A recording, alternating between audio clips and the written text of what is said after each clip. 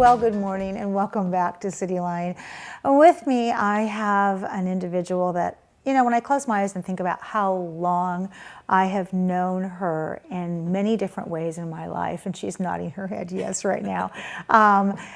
She is interwoven in my life and my family's life and many people's lives because she gives a lot of herself back to our city. And I'm talking about Lauren Walker-Lee. Welcome back to CityLine. It's really nice to be here, Amanda. Thank you. You're welcome. And of course, if people do not know it, we're going to let them know that you're the executive director of our beautiful, brand new Tacoma Community House, which every time I drive by, I have to like go slow and I think I'm going to get into a car accident because I'm always seeing something new I haven't seen before. So it is so beautiful. Congratulations once again. Thank you. Last time you were here, we talked about the new building, we talked about some goals you've had, but now you are going to be receiving, you and the organization, the Martin Luther King Lifetime Service Award. Congratulations. So excited. I didn't know that it was coming. We were nominated, and that was a wonderful email to open up at the beginning of the year. Oh yeah, boy, Happy New Year on that one. Yes, definitely. That's incredible. For people who perhaps are new to the Tacoma Community House, I want to talk about some of the highlights from 2019. And my fabulous producer, Fred, actually did some research, and this is what he found for me. From 2019, or a highlight, total services provided were 3,467. Wow. There were 3,245 clients served, 115 client countries of origin. That's impressive. And here's the big one. 13,959 active volunteer hours to support the programs. Whew! That is incredible. I mean, those kind of numbers just blow my mind when I think about that building full of people that are being serviced, employees, volunteers. That is just, it's off the top. So let's talk about the services that support those numbers. What kind of services do you offer? Well, we have 4 core programs. There's education, immigration, employment, and advocacy. And so in the education program, we have been offering English language acquisition classes for years and years, way back to the early part of the 1900s. Yeah. That as in the settlement house tradition, we started serving different immigrant groups that were coming to the community, and so you would naturally start teaching English classes. We also have GED classes as well to help people with high school equivalency. Employment, we help people to find jobs, and we have trainings for helping people become certified nursing assistants or starting their own daycares. We have immigration programs to help them with their immigration status, and then we also have advocacy for people that are having trouble with domestic violence or sexual assault, human trafficking, and any other thing that just really helps them in their daily lives. Wow, that's just so impressive. I mean, and for me, the glue that holds all those programs together is the welcoming, open, 24/7 love is in the details that Tacoma Community House has that keeps all these programs together. Just to walk into that building, as my grandmother would say, you can feel the love. It's there. The energy is so amazing. And that's people who are doing what they were put on this earth to do. If you're not having a good day, walk into Tacoma Community House. January 10th marks a significant day in the history of Tacoma Community House. It celebrates the 110 years of service to our community. Let's talk about how you've evolved over the years, and we've also got a video we're going to show here that kind of illustrates that. Well, you know, it started with a group of United Methodist women who were interested in helping out the community in the Hilltop neighborhood, and it evolved as time went on to expanding from simple services of just support to the neighborhood, that as immigrant groups started moving in, supporting those kinds of different individual groups. starting off with Italians and Scandinavians, and then moving on to the Filipino population, and then later on moving to Asian populations, and now the Ukraine population is one of our biggest immigrant groups. So just in terms of that, there's been huge changes in who we're meeting, but the same kinds of supportive services. I love that.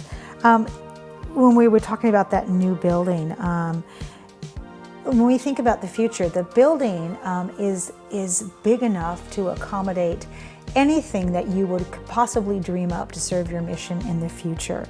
So knowing you've got some big long-term vision for this, so tell us what you're thinking. Well, at this point, it is making sure that those services and the community are welcomed in as they always have been. In a time when immigration is a bit under fire, it is really making sure that everybody in our community in Tacoma and Pierce County and beyond knows that Tacoma Community House is a place where immigration and the individuals that we support are right here in our neighborhood, and we want to make sure that they feel welcomed. Oh, yeah. So in terms of long-term vision, it's just making sure that we are strong and supportive to the communities that we serve. I love that. That's a great answer. When you think about moving forward in this climate, what ways can our viewers help you, those that are watching right now, in terms of what you need to give everything you just talked about? Well, it's as you talked about already, when you looked at those volunteer hours, we have so many volunteer opportunities that include everything from helping in classrooms, our Read to Me program, which is in the Tacoma Public Schools classrooms. We have Talk Time, which is helping people just practice their English. Many different opportunities for that. Making contributions to support our services, that is very helpful, and people can go online for that. And our annual lunch is on April 17th. There we go. That is celebrating that 110-year history, and we're confirming speakers at the present time, and really looking forward to celebrating our history on April 17th. Oh my gosh, that's fabulous. Lauren, when we go back to those big numbers that we listed off, when you think about the services provided and the clients served, in 2020, how much of an increase do you think we're going to see in that, given our current issues that we're dealing with? Well, that's a long answer in terms of just the kinds of policies that are being made at the federal level in terms of immigration and refugees. And so, though there are attempts to reduce the amount of immigration and refugees, there are people that we continue to serve on a regular basis. And so we are doing everything we can to make sure that we do have increases in our numbers, not only for the immigration programs that we have, but also making sure that everyone is coming for those English classes, help with employment, and if they need advocacy, to have that as well. I love that. When you talk about those English classes, I had just the pleasure of being at Tacoma Community House about a month and a half ago, and got to meet a room full of people. Oh my God, I will never forget this. A room full of people who were there to complete a survey. And I sent you a note afterwards telling you the joy and the inspiration and the hope that was in that room. And to watch these people turn to each other and ask for help and laugh and talk about their families and talk about the food that they brought. I thought to myself, this if everybody could see this, what a different place our world would be. And your team at Tacoma Community House, I watched somebody during that time get a flat tire outside the window, and it was amazing to watch the number of people that came out to help this person. It was a direct correlation to what was happening in the classroom. So all of this to say that you also encourage those people who need services from Tacoma Community House to create their own community. And I saw that so clearly in the sense of somebody who had only been there for a month versus someone who's been there for 6 months sharing resources. That is pure magic, don't you agree? I am lucky to go to work every single Yes. day, to walk down the halls and see all the students in the classes. We have student lounges now, and to see them enjoying that, and then to see just that our lobby is filled with people from all over the world. So lucky. Oh, absolutely. I mean, it astounds me, but it also makes me very, very proud of our city in terms of how we are being welcoming and being open. Who do we need to thank, my dear, in these last few minutes? Because many hands make for light work. It takes a village. A Tacoma Community House is definitely a village. There are too many to name, but there are just the past executive directors of Tacoma Community House. Liz Dunbar, of course, who just finished the capital campaign for the new building and was just a beacon of hope and inspiration those last 10 years. Don Renegarby was there before, Billy Johnston. I mean, there are a lot of people that have, and Bob Yamashita, who is there and who built the last building. So many people, and then the clients themselves and the staff at Tacoma Community House. The board of directors is incredible.